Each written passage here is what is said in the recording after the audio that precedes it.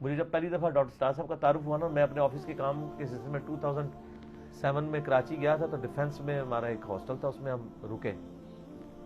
جب زور کی نماز کا وقت آیا نا، تو میں نے اس کو سیکورٹی گارڈ کو کہا یار میں تو نماز جماعت سے پڑھوں گا، مجھے کوئی مسجد بتاؤ. کہنے لگا سر آپ کو یہاں 15 منٹ واک پہ جانا پڑے گا، سمندر کے کنارے کے سے قریب ہی ایک مسجد ہے بہت بڑی، وہاں نماز پڑھیں. تو میں نے کہا ٹھیک ہے، میں نکل گیا، پوچھتے پچاتے پہنچ گیا. جب میں وہاں پہنچا تو بائی چانس جماعت ہو چکی بھی تھی.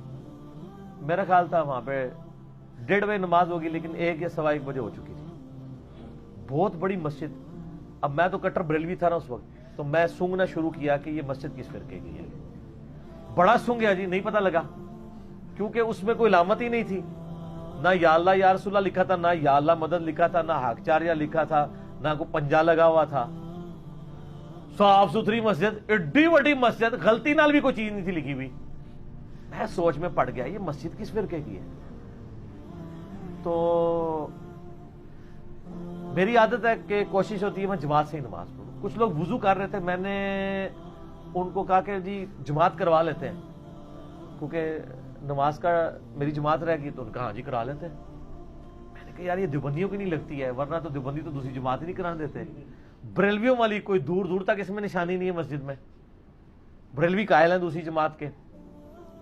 اہل حدیث والا بھی کوئی رنگ نظر نہیں آ رہا. نماز پڑھائی فارغ ہوا، میں نے کسی سے پوچھا یہ مسجد کس کی ہے؟ ان کا جی یہ ڈاکٹر اسرار صاحب کی جو جماعت ہے تنظیم اسلامی قرآن اکیڈمی والوں کی یہ مسجد ہے، تو ادھر سارے فرقوں کے لوگ آتے ہیں، اس میں کوئی اس طرح کی ریسٹرکشن نہیں ہے. میں نے کہا اچھا وہ مردود جو ہے، ہم تو مردود ہی سمجھتے تھے نا ڈاکٹر اسرار صاحب کو اس وقت. معاذ اللہ.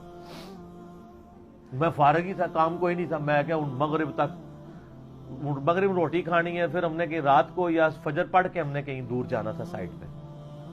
میں نے کہا چلو یار ہم کو کتابیں ادھر دیکھتے ہیں. میں نیچے نا بیسمنٹ میں چلا گیا. یہ میں آپ کو بات کر رہا ہوں مارچ 2007 کی، مارچ 2007. کیونکہ 23 مارچ 2007 کو میری ملاقات ہوئی تھی مفتی منیب الرحمان صاحب سے، تو وہ میں اسی ٹور میں ہوئی تھی ملاقات، بڑی لمبی ملاقات کراچی میں. اس وقت بھی روحت ہلال کی کمیٹی کے چیئرمین تھے. اب تو زبردستی ان کو اٹھایا گیا، بلکہ روحت ہلال کمیٹی ختم ہوئی ہے تو مفتی صاحب کا بھی عہدہ ختم ہوا ہے، ورنہ تو وہ اس عہدے کے لیے آلموسٹ بنائے گئے تھے. تو وہ جناب مارچ کی بات، میں نیچے گیا، میں نے جناب کتابیں جب دیکھنی شروع کی، وہ سی ڈیز وغیرہ، تو وہ میں نے کہا اچھا. وہاں سے میں نے ایک سی ڈی خرید لی، اس کا نام تھا قرآن اور اقبال. میں نے وہ نیگیٹو انٹینشن سے خریدی تھی. میں نے کہا یہ اس سی ڈی کے اندر نا یہ بتایا ہوگا کہ اقبال کی کون سی تعلیمات قرآن کے خلاف ہیں. تو میں یہ سمجھ رہا تھا کہ میں کوئی ڈاکٹر اقبال کا زیادہ سگا ہوں. مجھے نہیں تو پتا تھا کہ ڈاکٹر اسرار صاحب تو اقبال کو ایک آئیڈیل طور پہ مانتے ہیں، پولیٹیکل ایک سٹرگل کے اندر. خیر میں نے وہ سی ڈی لے لی. سر اس ایک لیکچر نے میری لائف بدل دی قرآن کی طرف. جب میں نے آ کے وہ سنی نا، تو مجھے پہلی دفعہ احساس ہوا کہ سب سے پہلے تمہیں قرآن پڑھنا چاہیے پری ڈیٹرمنٹ رزلٹس کے بغیر.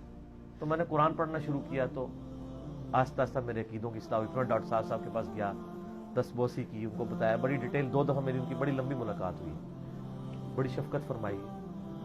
میں نے کہا ڈاکٹر صاحب آپ کی وجہ سے اللہ تعالیٰ نے ہمیں ہدایت دی ہے.